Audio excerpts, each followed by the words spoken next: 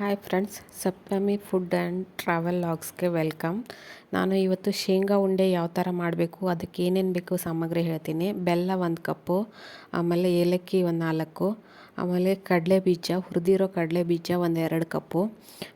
ಆಮೇಲೆ ಅದನ್ನು ಸಿಪ್ಪೆ ಎಲ್ಲ ಬಿಡಿಸ್ಕೊಂಡಿರಬೇಕು. ಕಡಲೆ ಬೀಜ ಸಿಪ್ಪೆ ಬಿಡಿಸ್ಕೊಂಡು ಅದನ್ನು 2 ಕಪ್ ಬೆಲ್ಲ, ಆಮೇಲೆ ಒಂದು ಪಾತ್ರೆಯಲ್ಲಿ 2 ಕಪ್ ಬೆಲ್ಲ ಹಾಕಿ ಒಂದು ಸ್ವಲ್ಪ ಅದು ಬೆಲ್ಲ ತೊಯ್ಯುವಷ್ಟೇ ನೀರು ಹಾಕಬೇಕು.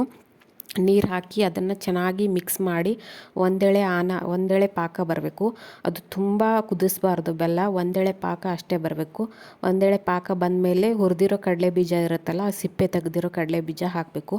ಆ ಕಡಲೆ ಬೀಜ ಹಾಕಿ ಚೆನ್ನಾಗಿ ಮಿಕ್ಸ್ ಮಾಡಬೇಕು. ಬೆಲ್ಲ ಮತ್ತು ಕಡಲೆ ಬೀಜ ಎಲ್ಲನೂ ಮಿಕ್ಸ್ ಮಾಡಿಕೊಂಡು ಉಂಡೆ ಕಟ್ಟೋ ಹದಕ್ಕೆ ಬರಬೇಕು.